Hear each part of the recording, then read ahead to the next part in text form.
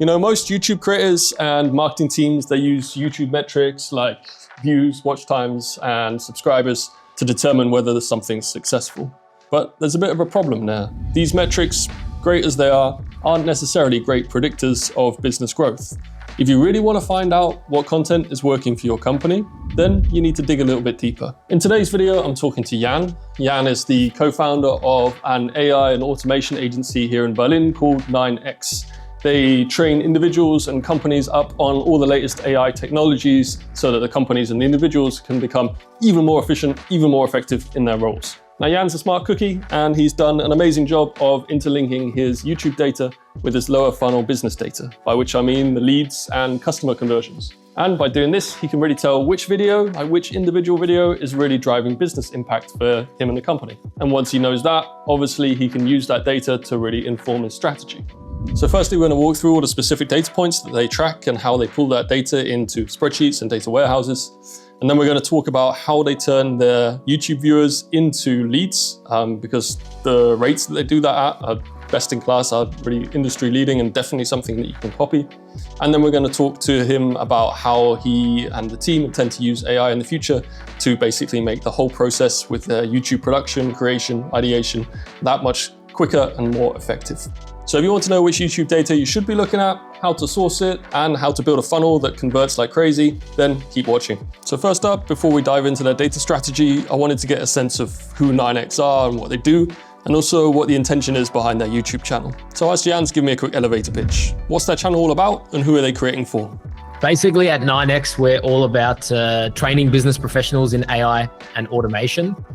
So we really think like they are the most important skills for any business person to learn right now. And I guess on our YouTube channel and also in the other content we put out there is really about showing people what's possible with the technology today and a little bit of inspiration and a lot of tutorials about how they can actually be leveraging this technology now. Could you say a few words why you chose YouTube as a channel to focus on versus any of the other socials or any of the other marketing channels? So for us, it was actually like instead of, it was in addition to. So we actually had grown quite a decent following on LinkedIn. Particularly my co-founder Alex was sharing a lot of like frameworks from our courses and things like that. And sort of between me and my two co-founders, each of us sort of built up quite a good personal following on LinkedIn. And there we're getting a lot of people like, let's say, engaging with us. What we really liked about YouTube is it's a nice addition to LinkedIn, because LinkedIn, whenever we post, it typically has a 24 to 48 hour lifetime. Obviously, we get in this habit of this daily posting and it's good, but it's nice to have also a channel that is more like, let's say, longevity and can really like build up a decent following rather than just having a post work for 48 hours and then you need to have to think about what's the next one. So we see it as quite a good combination. Okay, so now we know what the channel's all about. It's updates and tutorials about AI tooling, about workflows, and how to stay ahead of the curve. But to really understand how they're making YouTube work for their business, we need to look at all the numbers behind it all. So I asked Jan, what data are they actually tracking and where does it all come from? What you'll see straight away, this is primarily the data that we're getting from YouTube itself. So YouTube analytics, obviously the video title, but when it was published, what we really care about here is like, okay, how many impressions is the video getting? But then most importantly is how many views are we getting? And also how many subscribers are we getting? Okay, so those are all the kind of top of the funnel metrics that you can get from within YouTube. And then the other point obviously was how you basically extend that to look at the full funnel. And then whether there are any kind of surprises in store once you started looking at the lower funnel in terms of what videos were actually working. So what we have is we're using the description quite a lot. And whenever it's a tutorial video, we'll pretty much put as the very, very first link, a shortened link to the tutorial and the blueprints. And when I basically click on this one, what you'll notice is we're using some tracking parameters here, and we always reference the ID of the video. Then we have a really good way of knowing, okay, how many people are coming from that specific video and then where are they landing? And that's how we can basically piece this together. Right now, our videos are sorted based on the amount of views. And you can see here at the top, it's those like SEO videos or it's the news breaking videos that are by far the best in terms of views and subscribers. But when I actually sort this in terms of link clicks, we can actually see that it's our tutorial videos that are much more successful. And what's really good about looking at this whole picture. I think a really good example is this video here. Like this was also a tutorial, and this one had a little under 2,000 views. And so we would almost consider this video like a fail. But when we actually have a look at the amount of clicks it generated and then all the way to conversions, and in our case, we look at conversions of people that signed up to our newsletter. So basically a lead capture. If I look at it in terms of conversion, it's actually our third best video. Knowing what data you have is only the first step. The real question is, what is that data telling you? How does that shape your decision making? And what impact does that have on your strategy? So next up, I wanted to hear about how 9x is pulling insights from this data and how that's impacting their strategy moving forward. What's very useful as well is that we even see within these videos different conversion rates. And that also helps us in terms of when I'm planning the next videos, I can look at which videos work the best for the call to action and having people come to the website. And I can try and reverse engineer, okay, did I maybe in this one that didn't work so well, did I maybe not show the tutorial enough, or did I mention it too late in the video? Or also it actually helps me get better at recording these videos so that more people can, like, as you said, get the value quicker.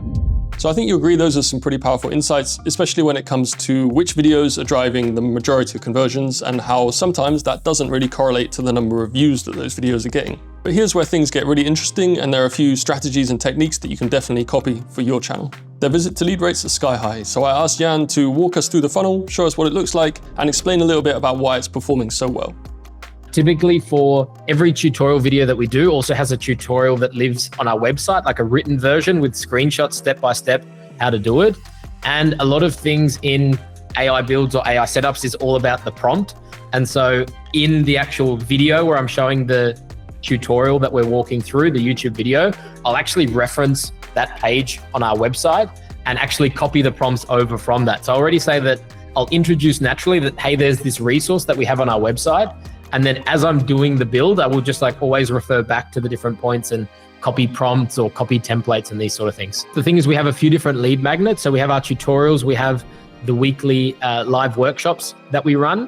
And then also we have a free intro course. And what's interesting is we see typically people engage in more than one of those.